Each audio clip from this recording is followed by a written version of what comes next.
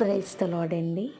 నేను చాలాసేపు నుంచి ఒక సమస్య కొరకే ఆలోచిస్తూ, జరిగిన బాధల కోసం ఆలోచిస్తూ, ఒక 2 అవర్స్ పాటు మా ఫ్యామిలీ మెంబర్స్ అందరితోనూ కూడా నేను చర్చిస్తూ ఉన్నానండి.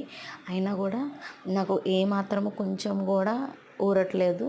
ఇంకా ఎక్కువైంది నా బాధ. అలా అది అయిపోయిన తర్వాత అప్పటికి 11:30 అలా అవొచ్చింది. ఇంకా అందరూ ఎవరి బెడ్రూమ్స్కి వాళ్ళు వెళ్ళిపోయాము. వెళ్ళిపోయిన తర్వాత నేను ఇంతసేపు 2 అవర్స్ వాళ్ళతో మాట్లాడాను కదా, ఒక్కసారి నా దేవుడితో మాట్లాడచ్చు అని చెప్పేసి అనిపించింది. మాట్లాడాను. మాట్లాడిన 2 మినిట్స్‌లోనేనండి ఆయన నాతో మాట్లాడారు వాక్యం ద్వారా. అదేంటి అంటే 2 కొరింథీయులు 6వ అధ్యాయము 4వ వచనమండి.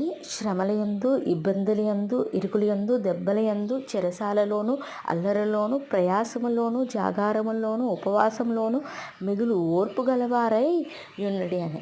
నాకు ఎన్ని సమస్య ఉందని నేను ఆలోచిస్తున్నానండి. అన్ని సమస్యల్లోనూ ఆ సమస్య నాకు ఉంది అని కాకుండా ఓర్పు కలిగి ఉండమని దేవుడు సెలవిచ్చి ఉన్నాడనమాట. ఆ మాట ద్వారా నాకు ఎంతో నెమ్మది కలిగిందండి. చాలా నెమ్మది కలిగింది. ఓర్పు కలగాలని దేవుడు నాకు చెప్తూ ఉన్నాడు.